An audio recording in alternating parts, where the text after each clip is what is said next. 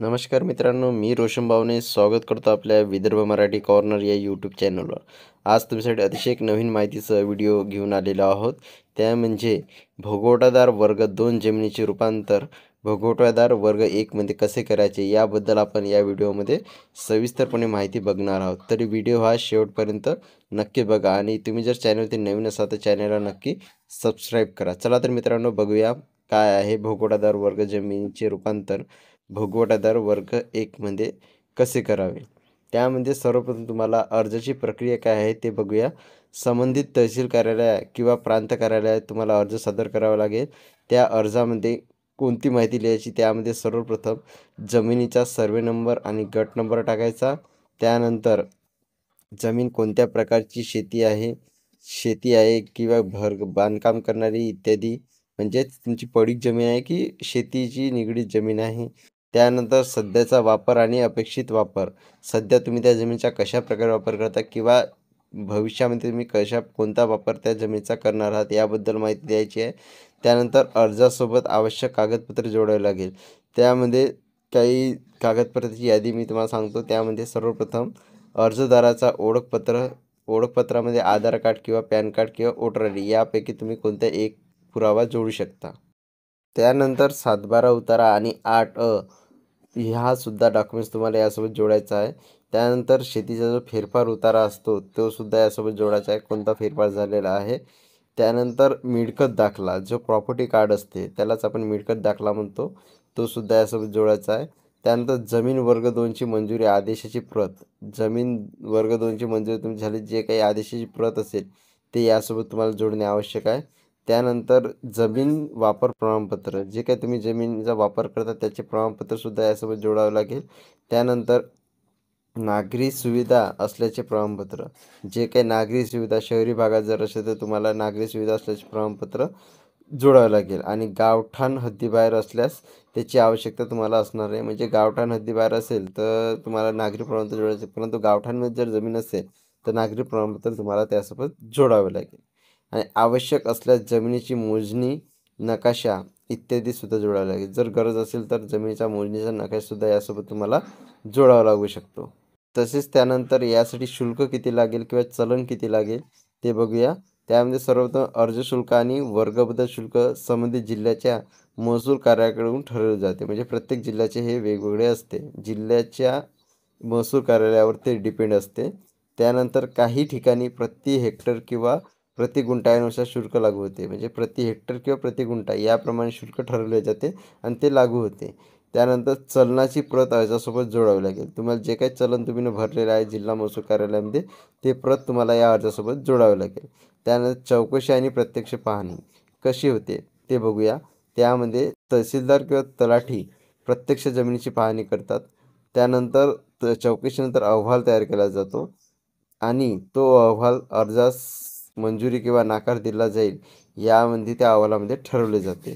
तुमच्या जमिनीची पाहणी करण्यासाठी तहसीलदार किंवा तलाठी, मोस्टली तलाठी येतात आणि ते आपला चौकशी करतात. ते अहवाल तयार करून त्या अहवालावरून तुमच्या अर्जास मंजुरी द्यायची किंवा न द्यायची हे ठरवले जाते.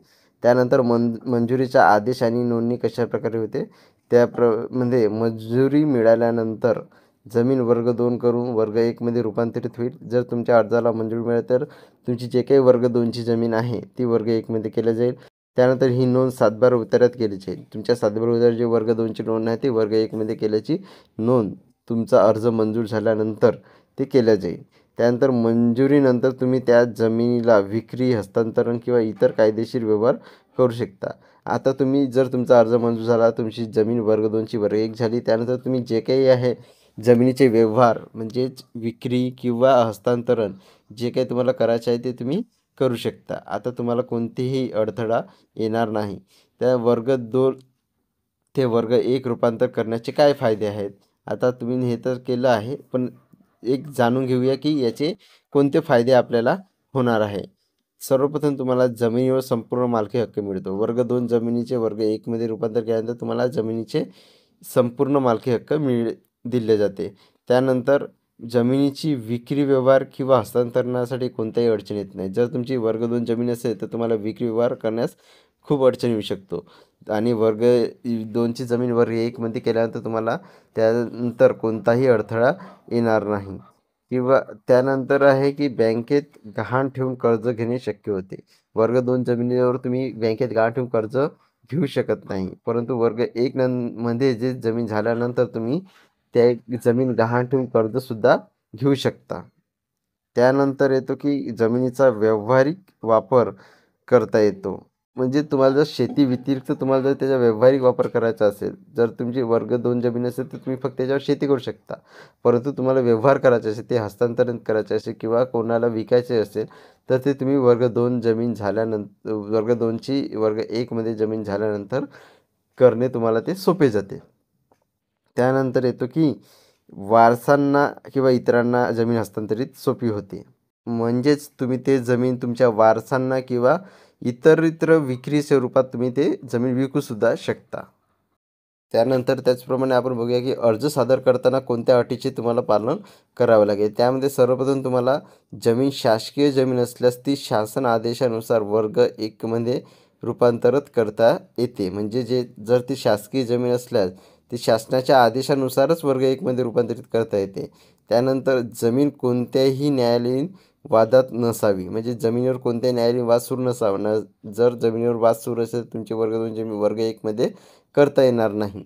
त्यानंतर येतो की शासकीय रेकॉर्डनुसार जमीन मालकाच्या नावावर असावी. म्हणजे जे काही शासकीय रेकॉर्ड असतात सातबाऱ्यानुसार किंवा जे काही महसूल खात्याचे जे रेकॉर्ड असतात त्यामध्ये तुमची जे जमीन आहे ती तुमच्या नावावर असणे आवश्यक आहे. त्यानंतर येतो की जमीन महसूल थकबाकी नसावी. म्हणजे जमिनीवर काही महसुली थकबाकी नसावी.